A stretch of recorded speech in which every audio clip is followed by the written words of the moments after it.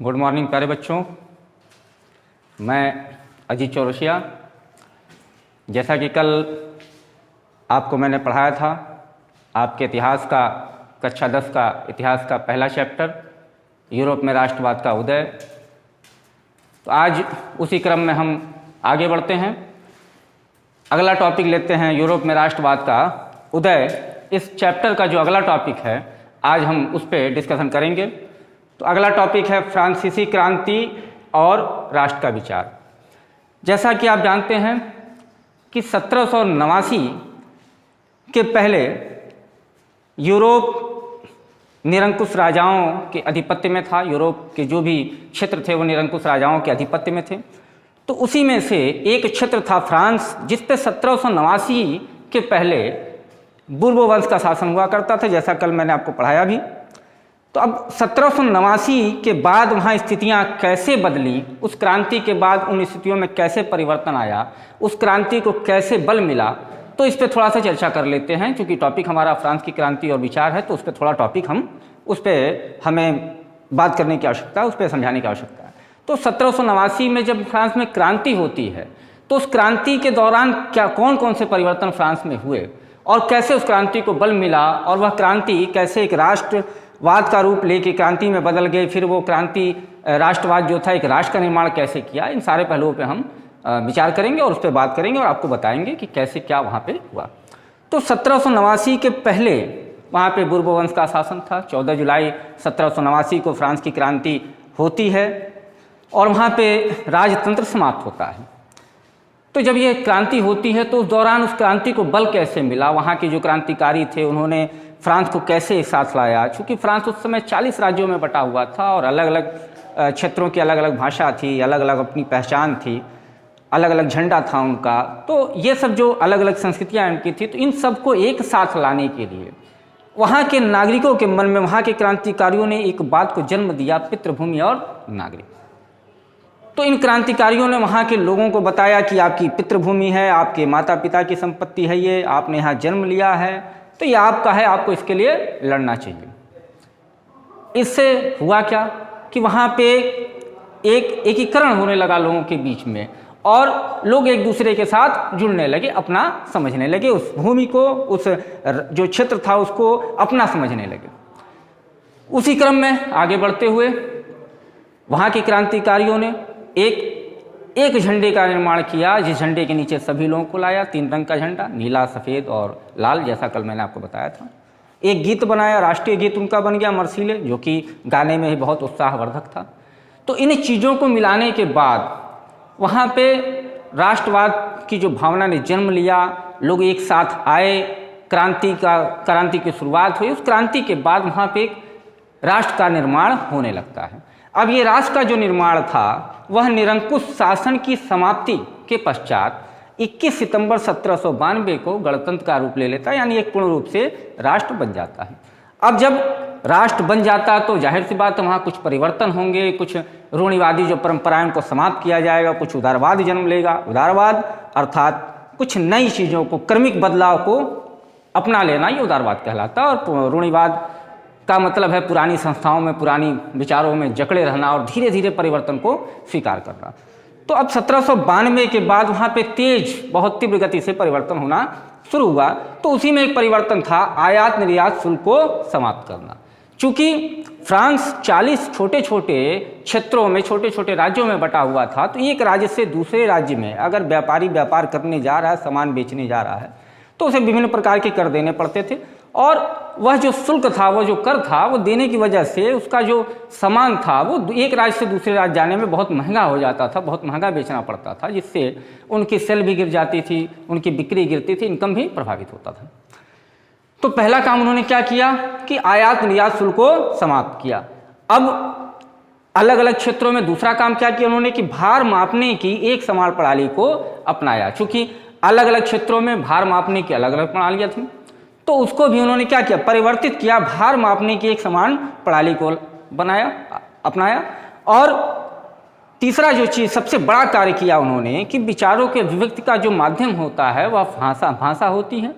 तो अब भाषाएं अलग अलग थीं, तो एक दूसरे के साथ लोग जुड़ जाएं, उसके लिए उन्होंने क्या किया कि फ्रेंच भाषा जो थी, जो पेरिस में बोली जाती थी, उसको अनिवार्य कर दिया कि लोग एक दूसरे के साथ फ्रेंच भाषा में बात करें, ताकि लोगों का जो विचार है वह एक दूसरे से मिलना शुरू हो जाए, लोग अपने विचारों को एक दूसरे के साथ बांटना शुरू कर दें और लोग एक सूत्र में बंध जाएं, यानी वो अपने आप को एक राष्ट्र का क्षेत्र समझें। उदाहरण के लिए हम भारतीय हैं, अगर हम राष्ट्रवाद के विषय पर न सोचें, उत्तर प्रदेश का कोई आदमी दक्षिण भारत चला जाए, दक्षिण भारत का कोई आदमी हिंदी भाषी क्षेत्र में आ जाए, तो जब भाषाओं में अंतर होगा, एक दूसरे के विचार हम समझ नहीं पाएंगे। तो भाषा के माध्यम से हम करते क्या, एक दूसरे के विचार को समझते हैं। तो जब भाषा ही नहीं समझेंगे तो विचार समझने का कोई सवाल ही पैदा नहीं होता। इसलिए वहाँ क्रांतिकारियों ने क्या किया कि फ्रेंच भाषा को अनिवार्य बना दिया। अब इससे हुआ क्या कि वहाँ के राष्ट्र को एक बल मिलता गया, वहाँ जो राष्ट्रवाद था उसको बल मिला, क्रांति को बल मिला और एक राष्ट्र का जन्म हुआ। उसके बाद वहाँ परिवर्तन होते गए।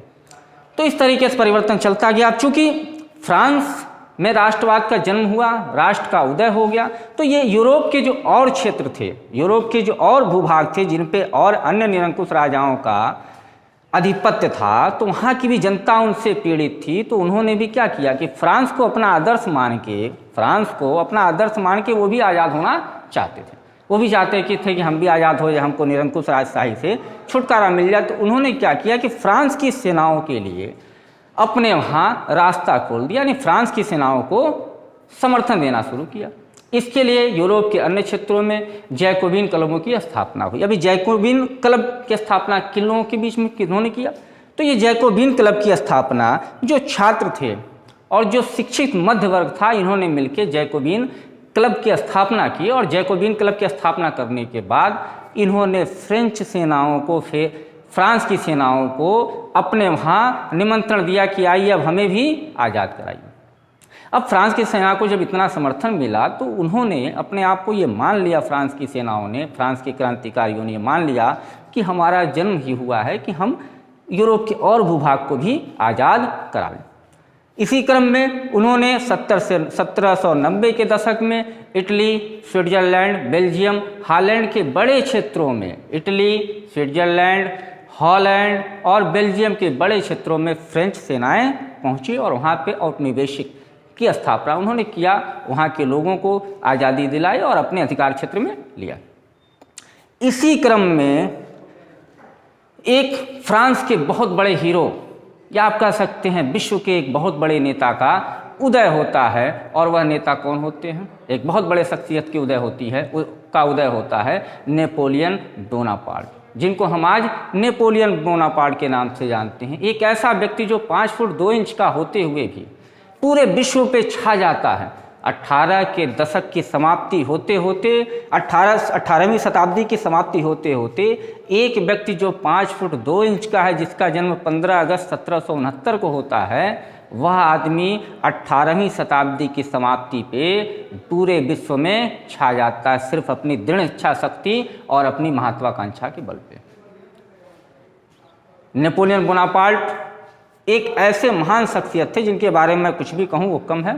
उनको पढ़ने के लिए हमें काफ़ी लंबा समय लगेगा, साथ ही संक्षिप्त में बताता हूँ कि एक ऐसा शख्सियत जिसकी डिक्शनरी में असंभव शब्द था ही नहीं, जिस व्यक्ति ने मान लिया था कि असंभव नाम की कोई चीज़ होती ही नहीं है। एक ऐसा शेर जो अनजाने रास्तों पे चलना चाहता था, क्योंकि उनका अपना मत था कि अनजाने रास्तों पे बहादुर चलते हैं और जाने पहचाने रास्तों पे जो तलवार चलाते हैं वो कायर होते हैं। एक ऐसी सोच रखने वाला व्यक्ति कि जो अनजाने रास्तों पे शेर की तरह चलना चाहता हो और जाने पहचाने रास्तों पे कायर चलते हैं, एक ऐसी भावना रखने वाला व्यक्ति ही वास्तव में एक विश्व पे राज करने की क्षमता रख सकता है।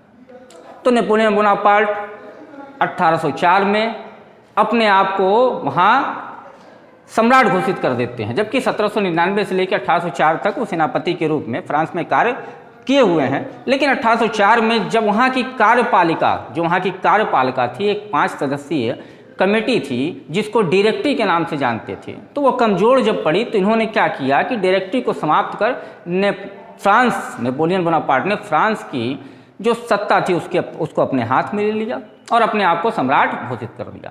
थोड़ा सा नेपोलियन ने गलत किया, क्योंकि जिस क्रांति की शुरुआत राजतंत्र को समाप्त करने के लिए हुई थी। नेपोलियन बोनापार्ट ने फ्रांस की जनता को भरोसे में लेके फिर उसी राजतंत्र प्रणाली को लागू कर दिया। यहाँ थोड़ा सा गलती उन्होंने किया, लेकिन वो गलती करने का कारण हो सकता है उनकी महत्वाकांक्षा।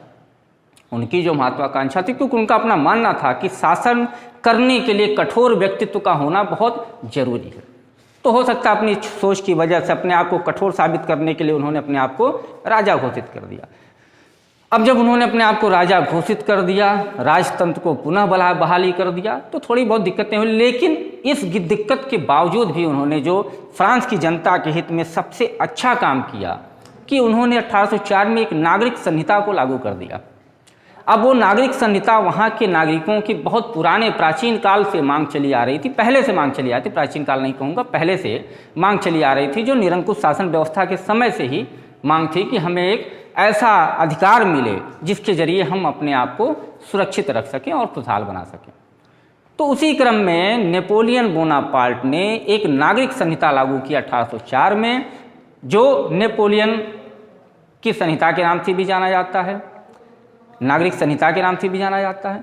इसके जरिए जो उन्होंने फ्रांस में सुधार किए, उन्होंने पहला काम क्या किया कि जो शहरों में कारीगरों की श्रेणी थी जिसके ऊपर नियंत्रण था, उसको समाप्त कर दिया। यानी शहरों के जो कारीगरों की श्रेणी थी, श्रेणी संघों के नियंत्रण को समाप्त कर दिया। दूसरा क्या बड़ा काम किया उन्होंने कि यातायात और संचार व्यवस्था को बहुत कुशल बना दिया, यानी सड़कों का निर्माण करवाया। संचार जो व्यवस्था थी, एक जगह से दूसरे जगह सूचना भेजने की जो व्यवस्था थी, डाक प्रणाली थी, उसको अच्छा कर लिया। तीसरा काम क्या किया उन्होंने कि पूरे देश में एक समान कानून व्यवस्था को लागू किया, यानी कानून के समक्ष सब लोग बराबर हैं, कोई अमीर नहीं, कोई गरीब नहीं, कोई छोटा नहीं, कोई बड़ा नहीं। जो अपराध करने की सज़ा अमीर को मिलेगी, वही अपराध करने की सज़ा गरीब को मिलेगी, जो गरीब को अपराध करने की सज़ा मिलेगी, वही अमीर को मिलेगी। कानून के समक्ष उन्होंने बराबर कर दिया, जो पहले से मांग चलती आ रही थी। फ्रांस में अगले चरण में फ्रांस में जो जन्मजात विशेषाधिकार था उसको समाप्त कर दिया और समस्त नागरिकों को एक बराबर माना गया। फिर संहिता में उन्होंने संपत्ति की जो सुरक्षा की गारंटी थी उसको भी दे दिया कि अगर आपकी ये संपत्ति है तो इसको कोई नहीं ले सकता है, चाहे वो सरकार ही क्यों ना हो, वो भी नहीं ले सकते। लेकिन विषम परिस्थितियों में अगर सरकार को आवश्यकता हो तो वो ले सकती थी, लेकिन 99% वो संपत्ति आपकी थी, वो किसी और, उस संपत्ति पे किसी और का नियंत्रण नहीं होता। इस संहिता को नेपोलियन ने सिर्फ फ्रांस में लागू नहीं किया, इनके अधीन जो औपनिवेशिक थे, जैसे इटली था, हॉलैंड था, स्विट्जरलैंड था या जर्मनी था, इसमें भी उन्होंने इसको लागू किया। यानी इटली, हॉलैंड, स्विट्जरलैंड और जर्मनी के लोगों को भी इन्होंने वो अधिकार दिए। अगले चरण में क्या किया इन्होंने, उसी नागरिक संहिता के अंतर्गत जो किसानों की भूदासत्व, किसानों को जो भूदासत्व और जागीरदारी शुल्कों से भी मुक्ति दिला दिया। यानी जो किसान भूदास के रूप में जमींदारों के खेतों में काम करते थे और जो जागीरदारी शुल्क देते थे उसको भी समाप्त कर दिया। तो नेपोलियन ने फ्रांस के नागरिकों के लिए काफ़ी हद तक बहुत बड़े बड़े काम किए, जो नेपोलियन की नागरिक संहिता के नाम से जाना जाता है। लेकिन नेपोलियन के सामने समस्या ये थी कि वह बहुत अधिक महत्वाकांक्षी थे। तो 1804 से लेकर 1815 के बीच में जब तक वाटरलू का युद्ध नहीं हुआ, उस दौरान नेपोलियन ने किया क्या कि अब जब इतने युद्ध प्रेमी रहेगा जो व्यक्ति, जो युद्ध के प्रति इतना जिसका लगाव रहेगा, तो जाहिर सी बात है कि युद्ध जब आदमी करेगा तो आर्थिक रूप से उसका नुकसान भी होगा। इस नुकसान की भरपाई के लिए कोई भी शासक होगा या कोई भी राजा होगा तो करों में वृद्धि करेगा। तो वही चीज़ नेपोलियन ने भी किया कि अपने करों में बढ़ा दिया। अब जनता इनके बढ़े हुए कर से परेशान होने लगी। अब युद्ध प्रेमी थे, ये युद्ध में इनका बहुत अधिक भरोसा था। ये अपने आप को, अपनी महत्वाकांक्षा को पूर्ण करने के लिए या फ्रांस को विश्वगुरु बनाने के लिए ये फ्रांस से बाहर निकल के यूरोप के विभिन्न भूभागों पर युद्ध करने लगे। तो इस युद्ध करने के लिए उनको सैनिकों की आवश्यकता थी। इसके लिए इन्होंने जबरन सैनिकों को सेना में भर्ती करना शुरू कर दिया। अब जो निजी क्षेत्र था वहाँ के लोगों का, उस निजी क्षेत्र में भी सरकार का नियंत्रण बढ़ता गया। अब धीरे धीरे हुआ क्या कि 1804 से लेकर 1815 के बीच में नेपोलियन को फ्रांस में लोगों ने, या फ्रांस जहाँ भी फ्रांस का शासन रहा, चाहे वो इटली हो, चाहे वो स्विट्जरलैंड हो, जर्मनी हो, हॉलैंड हो, इन क्षेत्रों में नेपोलियन से लोग अब दूर भगने लगे, कटने लगे। लोग जान गए कि नेपोलियन जिस उद्देश्य से यहाँ आए थे वो उद्देश्य उनका व्यक्तिगत हो गया, वो हमारे लिए नहीं आए थे, अपने विस्तारवादी साम्राज्यवादी नीति के लिए वो हमको आज़ाद कराए। लेकिन उस आज़ादी का क्या मतलब कि एक तरफ हम राजतंत्र से आज़ाद हुए, फिर हम किसी और के गुलाम हो। तो वो अपने आप को, उनको पता चल गया कि ये सब चीज़ें जो हो रही ये फ्रांस के हित में नहीं है या हमारे हित में नहीं है। तो नेपोलियन का विरोध होना भी शुरू हुआ। अब नेपोलियन की लोकप्रियता का खत्म होने का कारण क्या रहा कि उन्होंने करों में वृद्धि करना शुरू कर दिया, सेना में लोगों को जबरन भर्ती करना शुरू कर दिया। अब ये सब चीज़ें जो नेपोलियन की विश्वसनीयता को समाप्त करने लगी और धीरे धीरे नेपोलियन का पतन होना प्रारंभ हो गया। तो बच्चों, आज हमने पढ़ा नेपोलियन के बारे में और फ्रांस में फ्रांसीसी क्रांति और राष्ट्रवाद के विचार के टॉपिक को। अगला टॉपिक हम अगले वीडियो में पढ़ेंगे। तब तक आप खुश रहिए, मस्त रहिए और मन लगा के पढ़ाई करिए। धन्यवाद।